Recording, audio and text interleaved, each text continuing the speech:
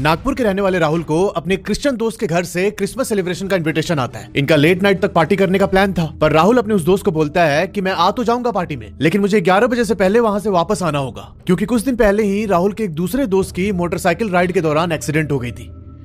उनका वो दोस्त हॉस्पिटल में एडमिट था और पार्टी खत्म करके राहुल सीधा हॉस्पिटल अपने दोस्त को देखने जाने वाला था। अब फाइनली क्रिसमस ईव को राहुल अपने उस क्रिश्चियन दोस्त के घर पर पार्टी करने पहुंचता है। और भाई आगे जो हुआ ना, उसे पढ़ के मेरे शरीर में एकदम तेज सिरन दौड़ गई। और उसका एक बहुत बड़ा कारण ये भी है कि अभी नवंबर 2025 को मेरे कजन सिस्टर की शादी थी नागपुर में। मैं वो शादी अटेंड करने गया था और आज मैं उसी नागपुर शहर की कहानी आपसे शेयर कर रहा हूँ। ये कहानी बाकी स्टोरी से थोड़ी अलग है और अब आगे आप जो भी सुनेंगे उसमें एक बार बस खुद को इमेजिन करके देखना, बस एक बार, और कमेंट में बताना जरूर कि आपने क्या फील किया। फिलहाल इस कहानी को मुझसे शेयर किया है हमारे एक सब्सक्राइबर केतन भाई ने, और जो राहुल है वो इनके कजन ब्रदर है। अभी केतन बताते हैं कि भैया हम ब्राह्मण फैमिली से बिलोंग करते हैं और मेरी नागपुर में ज्वाइंट फैमिली है। अभी इसी ज्वाइंट फैमिली में मेरे बड़े पापा के लड़के हैं जिनका नाम राहुल है और उनकी उम्र कोई 35 का अराउंड होगी। अब जैसे मैंने बताया था कि दिसंबर 2024 में इनको क्रिसमस ईव के लिए इन्विटेशन आता है, तो राहुल अपने उस क्रिश्चियन दोस्त के घर पर पहुंचते हैं। इन्होंने पहले ही तय कर रखा था कि मैं 11 बजे से पहले तुम्हारे घर से वापस निकल जाऊंगा, क्योंकि मुझे हॉस्पिटल भी जाना अपने दूसरे दोस्त को देखने के लिए। पर जब राहुल अपने उस दोस्त के घर पहुंचते हैं तो इन्होंने देखा कि भाई वहां पर उनके और भी फ्रेंड्स आए हुए हैं,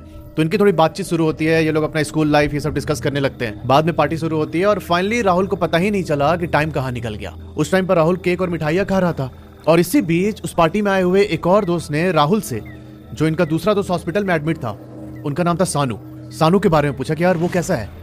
अब इसका दिमाग खनका भाई, अरे मेरे को तो सानू को भी देखने जाना है। इसने घड़ी में टाइम देखा तो रात के 12:30 बज चुके थे। ये अपने बाकी दोस्तों को बोलता है कि भाई मुझे हॉस्पिटल जाना पड़ेगा, अभी मैं तो सानू को देखने जाने वाला था 11 बजे के आसपास, पर अभी इतना लेट हो गया है तो मैं निकलता हूँ यहाँ से। अब राहुल वहां से अपना गाड़ी लेके सीधा नागपुर के उस हॉस्पिटल में पहुंचते हैं जहाँ इनका दोस्त सानू एडमिट था। गाड़ी राहुल ने पार्किंग में लगाई और वहां से लिफ्ट लेके सीधा 7th फ्लोर पर पहुंचे। 7th फ्लोर के एक वार्ड में इनका दोस्त एडमिट था, तो ये जाके पहले अपने दोस्त से मिलते हैं। वहां पर 15-20 मिनट बैठे और ये उसके लिए कुछ मिठाई लेके आए हुए थे, वो अपने दोस्त को दिया और फिर इन्होंने बोला कि भाई अब रात ज्यादा हो गई है, मैं वापस घर जा रहा हूँ। ये बोल के राहुल वापस उस 7th फ्लोर वाले लिफ्ट की तरफ जाने लगे। उसी लिफ्ट से होके इनको नीचे पार्किंग में जाना था। अभी राहुल सीधा लिफ्ट के अंदर जाते हैं और उन्होंने पार्किंग का बटन दबा दिया। इस टाइम पर राहुल उस लिफ्ट में एकदम अकेले हैं। कुछ टाइम के बाद लिफ्ट रुकती है और उसका दरवाजा खुलता है। राहुल यहाँ लिफ्ट से बाहर निकल के पार्किंग के लिए। अब राहुल उस लिफ्ट से निकल के 4 कदम आगे बढ़ते हैं और इन्होंने पाया कि भाई वो जो फ्लोर है वहां एकदम घनघोर अंधेरा हो रखा है। इनको तुरंत रियलाइज हुआ कि यार ये तो पार्किंग है ही नहीं, मैं गलत फ्लोर पर निकल गया। क्योंकि राहुल को तो ये उम्मीद थी ना कि इन्होंने पार्किंग का बटन दबाया है, लिफ्ट सीधा जाके पार्किंग पर रुकेगी। तो इनको लगा कि मे बी किसी ने इस फ्लोर पर बटन दबा दिया होगा तो लिफ्ट यहाँ रुकी है। अब ये दोबारा मुड़ते हैं लिफ्ट की ओर जाने के लिए। इन्होंने सोचा कि मैं लिफ्ट में जाके दोबारा पार्किंग का बटन दबाता हूं, और भाई अभी ये लिफ्ट की तरफ जा ही रहे थे ना कि लिफ्ट का दरवाजा अपने आप बंद होता है और लिफ्ट वहां से सीधा ऊपर चली जाती है। राहुल अभी हॉस्पिटल के 3rd फ्लोर पर खड़े हैं जहां और कोई नहीं था सिवाय घने अंधेरे के। राहुल यहां चुपचाप लिफ्ट के पास जाके खड़े हो जाते हैं और उन्होंने उसका बटन दबाया कि ठीक है कुछ देर वेट करता हूं, लिफ्ट आ जाएगी दोबारा। पर भाई साहब ऐसा होता नहीं है, वो लिफ्ट नीचे आई ही नहीं। अब राहुल को कुछ समझ नहीं आ रहा था कि क्या करे, और इतना ज्यादा अंधेरा था कि इन्हें कुछ भी आइडिया नहीं लग रहा था कि सीढ़ी किधर है, रूम्स किधर है, फ्लोर के अंदर क्या है, कुछ दिखाई नहीं दे रहा था। राहुल के पास वेट करने के अलावा और कोई उपाय ही नहीं था भाई। और इसी बीच राहुल फील करते हैं कि कोई ना इनके पीछे से भाग के गया। अभी ये आवाज सुन के जब राहुल पीछे मुड़े तो कोई भी नहीं था, पर वो भागने की आवाज लगातार राहुल को सुनाई दे रही थी। दिक्कत ये थी कि उस फ्लोर पे कोई भी लाइट सोर्स नहीं था। जो वो लिफ्ट के अंदर की लाइट थी उसी से थोड़ा बहुत बाहर दिख रहा था, पर अब तो लिफ्ट भी नहीं है यहाँ पे। अब इस समय लगातार राहुल लिफ्ट का बटन प्रेस कर रहे हैं कि भाई जल्दी से आजा, मैं नीचे जाऊं। और इसी बीच जो वो भागने की आवाज थी वो राहुल के और करीब आने लगी। राहुल को ऐसा फील हो रहा था कि कोई उनकी तरफ भाग के आ रहा है, और अब उसके साथ किसी के रोने की भी आवाज सुनाई दे रही थी पीछे। अब राहुल यहां देखने की कोशिश करते हैं कि भाई कौन रो रहा है, और इसी बीच अचानक लिफ्ट आ जाती है इनके फ्लोर पे। पर जब तक राहुल पीछे मुड़ के उस लिफ्ट की तरफ जाते हैं उसका गेट एक बार खुला खुद से और फिर से बंद हो गया। बंद होते ही लिफ्ट दोबारा ऊपर चली गई।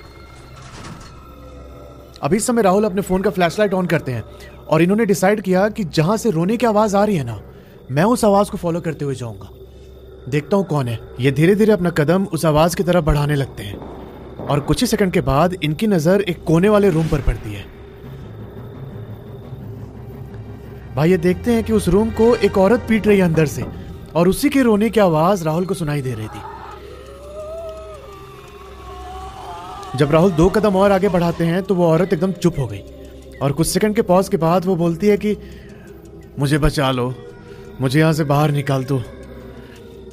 भाई साहब ये लाइन सुनकर राहुल का खून सूख गया एकदम। वो दौड़ के वापस लिफ्ट की तरफ आता है। लिफ्ट अभी भी ऊपर ही थी। राहुल एकदम पैनिक में बटन दबाए जा रहा था और इसी बीच ना राहुल को अभी जो उसने रूम देखा था उस रूम के गेट खोलने की आवाज सुनाई देती है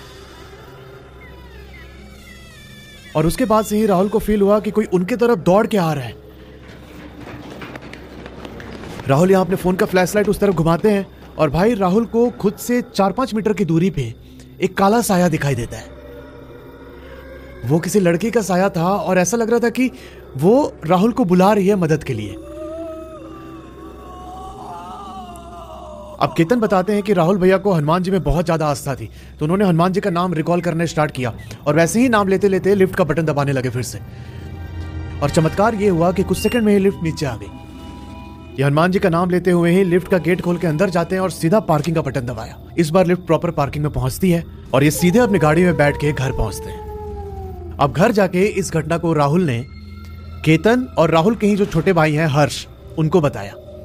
अब देखो हर्ष और राहुल सगे भाई हैं और केतन इन दोनों का कजन लगता है। इन तीनों में से केतन सबसे छोटा था। अब ये चीज राहुल ने बता तो दी इन दोनों को, पर उनको आइडिया नहीं था कि भाई ये इनके दिमाग में घर कर जाएगी और उसका परिणाम बहुत ही भयानक होने वाला है। अब केतन बताते हैं कि भैया मुझे ना घोस्ट हंटिंग का बहुत ज्यादा शौक है। मैं बहुत इंटरेस्ट लेके भूतों की कहानियां देखता और पढ़ता हूं। पर जब राहुल भैया ने हमसे उस घटना के बारे में जिक्र किया तो मैंने कुछ भी रिएक्ट नहीं किया उसको लेके। अब संयोग ऐसा बना कि एक दिन हर्ष और केतन इन दोनों को किसी काम से उसी हॉस्पिटल के पास जाना पड़ा। जब ये लोग हॉस्पिटल के करीब पहुंचे तब हर्ष ने केतन से बोला कि भाई ये वही हॉस्पिटल है जहां उस रात राहुल भैया के साथ वो घटना घटी थी। तो यहाँ केतन थोड़ी देर उस हॉस्पिटल की तरफ देखने के बाद हर्ष को बोलता है कि भाई हम एक बार चल के देखना चाहिए क्या है वहां पे। और ये बोल के केतन उस हॉस्पिटल की तरफ एक टक देखने लगा। 15-20 सेकंड बिना पलक झपकाए उसने हॉस्पिटल को देखा और केतन बताते हैं कि भैया मुझे ऐसा फील हो रहा था कि कोई चीज ना मुझे पुल कर रही है अपनी तरफ। उस हॉस्पिटल में कुछ तो था जो मुझे खींचे जा रहा था कि मैं बस अंदर चला जाऊं। अब इसने यहां पर हर्ष को भी मना लिया कि भाई चलना देख के आते हैं। हर्ष ने बोला कि ठीक है, दिन का टाइम है, क्या ही होगा। ये दोनों अपनी गाड़ी लेके हॉस्पिटल के पार्किंग में पहुंचते हैं और पार्किंग पहुंच के इन लोगों ने डिसाइड किया कि यार हम ना लिफ्ट से ऊपर नहीं जाएंगे। उधर कोने में उनको सीढ़ी दिखाई दी तो ये दोनों सीढ़ी की ओर बढ़ने लगे। अब जब ये लोग सीढ़ी के करीब पहुंचे तो इन्होंने देखा कि भाई वो पूरा स्टेयरकेस एकदम घनघोर अंधकार में डूबा हुआ है।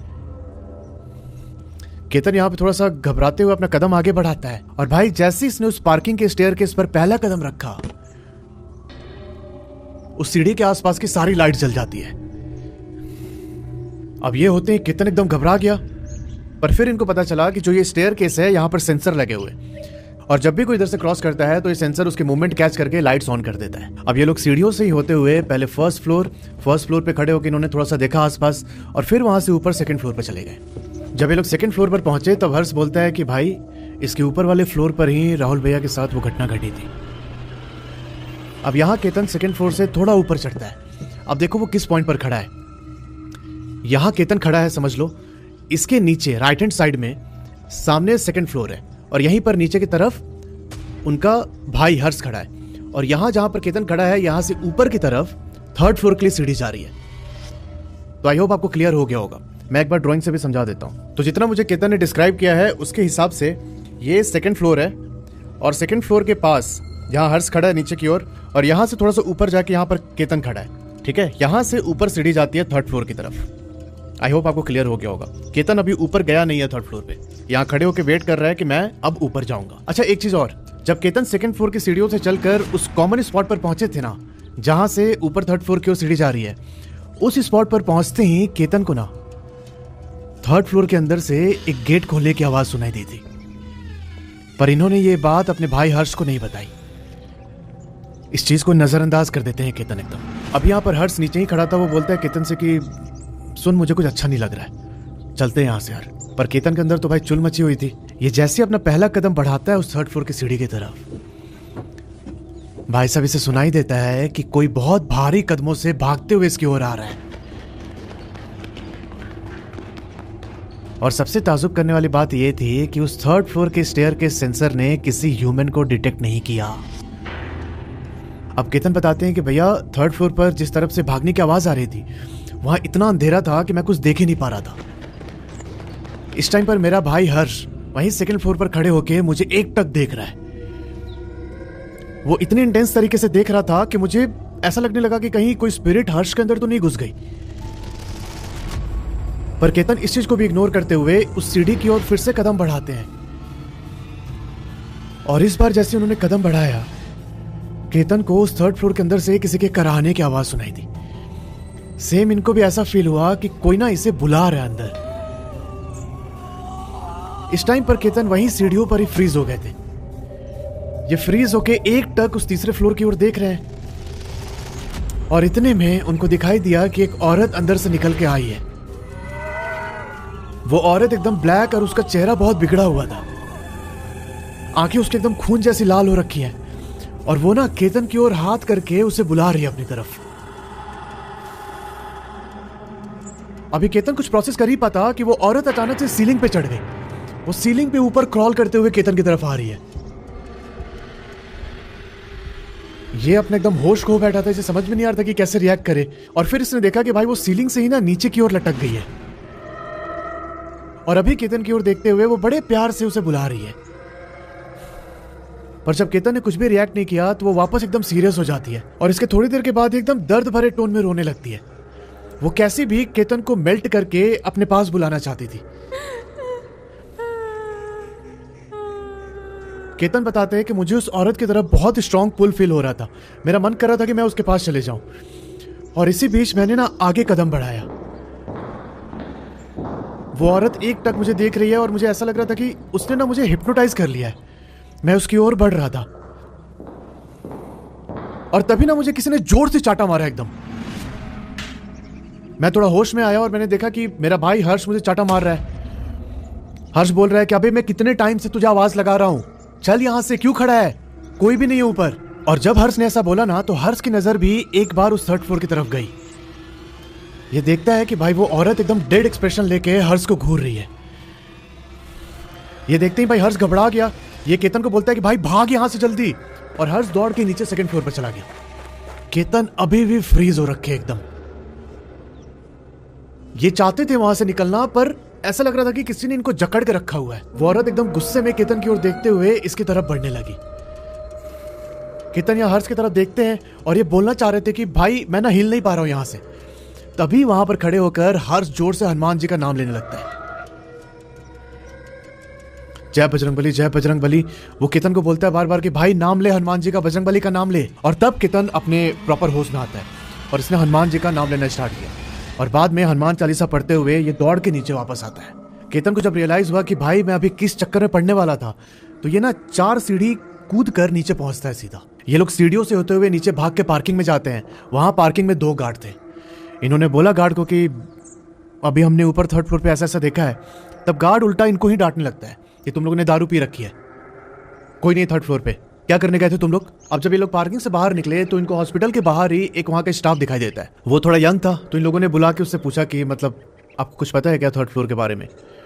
तब उसने बताया कि भाई मैं भी यहाँ पर नया ही आया हूँ पर मैंने सुन रखी है काफ़ी चीज़ें। कुछ साल पहले यहाँ थर्ड फ्लोर पर आग लगने से काफ़ी लोग एक साथ झुलस के मर गए थे। उन्हीं की स्पिरिट उस फ्लोर को हॉन्ट करती है। मतलब कोई गलती से ऊपर चला गया तो उनका स्पिरिट से इनकाउंटर होना तो ये बहुत आम बात है।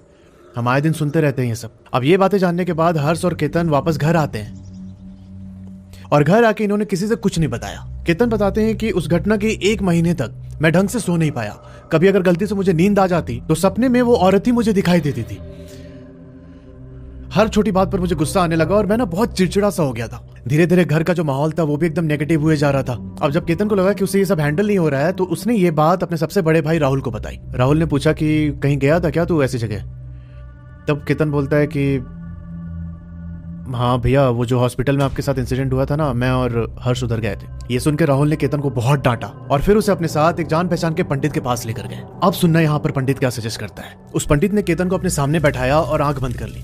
थोड़े टाइम के बाद आंख खुला और केतन से पता है क्या बोलते हैं कि वो अभी भी तुम्हारे साथ ही है। राहुल पूछता है कि कौन बाबा? तब उस बाबा ने बताया कि तुम्हारा भाई जो वो हॉस्पिटल गया था ना, वहां पर जो उसे औरत दिखी थी, उसकी आत्मा इसके साथ ही रह रही है। वो एक ऐसे औरत की आत्मा है जो एक मानसिक बीमारी से जूझ रही थी और इसी बीच उसका कार से एक्सीडेंट हो गया था। एक्सीडेंट होने के बाद वहीं हॉस्पिटल में वो एडमिट हुई थी, सेम 3rd फ्लोर पे, और उसी टाइम आग लगने की वजह से उस औरत की झुलस कर मौत हो जाती है। अब देखो, एक चीज बताता हूं आप लोगों को, जो ऐसे लोग होते हैं ना जिनको सिद्धियां प्राप्त होती हैं, वो ध्यान में जाके ये सारी इंसिडेंट देख सकते हैं। मेरे फैमिली में भी एक हैं, ऑब्वियसली नाम नहीं ले सकता। तो ऐसा होता है कि कोई अपनी समस्या लेके अगर उनके पास पहुंचता है तो वो ना माता रानी के बहुत बड़े उपासक हैं। वो अपने ध्यान में जाते हैं और मोटा मोटा वैसे बताते हैं कि डायरेक्शन, किस डायरेक्शन में, मान लो कुछ सामान भूला है, किसी का कुछ खो गया है, तो वो जाता है उनसे पूछने के लिए। तो वो ऐसे देख के ध्यान में बता देते हैं कि पूरब दिशा में इस जगह पर ऐसे से मिलेगा। और अगर वो सामान नहीं मिलने वाला होता है तो वो ये भी बता देते हैं कि वो सामान मिलेगा नहीं, आपको है तो उधर ही पर मिलेगा नहीं। और भाई 100 में से 99 टाइम्स वो सच होता है। तो ये सिद्धियां होती हैं and it is beyond science and everything. तो यहाँ पर आप लॉजिक ढूंढेंगे तो वो तो मिलने से रहा। पर फिर अभी जो ये बाबा हैं, ये इसको एक लोटे में पानी भर के देते हैं। ये बोलते हैं केतन से कि काम करना, वो लोटा लेके अपने घर के चारों ओर घूमना, हर कोने में जाना, और जिस जगह पर तुमको अपने शरीर में करंट जैसा फील हो, उसी जगह पर लोटे को रख के उसमें नमक डाल देना। अगली सुबह अगर उस लोटे का पानी काला हो गया तो मुझे तुरंत फोन करना, मैं एक हवन करूंगा। केतन ठीक ऐसे ही करता है। वो लोटे में पानी लेके पूरे घर में घूमने लगा और भाई जब ये अपने बेडरूम के अंदर पहुंचा तब उससे अपने शरीर में एक करंट फील होता है। इसने वहीं पर लोटा रखा और उसमें नमक डाल दिया। अगली सुबह जब उठा तो इसने देखा कि भाई पानी पूरा काला हो रखा है। तो इसने तुरंत उस पंडित जी को कॉल कर दिया। पंडित जी को कॉल करके इसने सारी बात बताई। तो उन्होंने बोला कि ठीक है, मैं कुछ सामान का लिस्ट भेज रहा हूँ, ये लेकर आओ और फिर मैं हवन करने आऊंगा तुम्हारे घर पे। शाम के 4 बजे पंडित जी इनके घर पहुंचते हैं। वो प्रॉपर तरीके से हवन करते हैं। अब हवन खत्म होने के बाद इन्होंने केतन को फिर से एक लोटे में पानी दिया और इस बार उस पानी के अंदर फूल भी डला हुआ था। एक बाबा ने इनके घर पर ही एक साफ सुथरी जगह स्पॉट की थी। वो केतन को बोलते हैं कि उस जगह पर जाने तक पूरे रास्ते में तुम्हें थोड़ा थोड़ा पानी गिराते हुए जाना है, और फाइनली जब तुम उस साफ सुथरे स्पॉट पर पहुंचोगे तो वहां पूरा पानी गिरा के जो फूल मैंने दिया है उस फूल को वहीं पर रख देना। वहां फूल रखने के बाद तुम हाथ जोड़ के माफी मांगना उस स्पिरिट से कि मुझसे गलती हो गई और मैं दोबारा अब आपके रास्ते में नहीं आऊंगा। और ऐसा बोल के तुम वापस घर की तरफ मुड़ना और सीधा घर में घुस जाना अंदर, पीछे पलट के नहीं देखना है। वो तुम्हारे भाइयों की आवाज में, तुम्हारी मम्मी की आवाज में तुम्हें बुलाने की कोशिश करेगी, पर तुम बिल्कुल भी पीछे नहीं पलटोगे।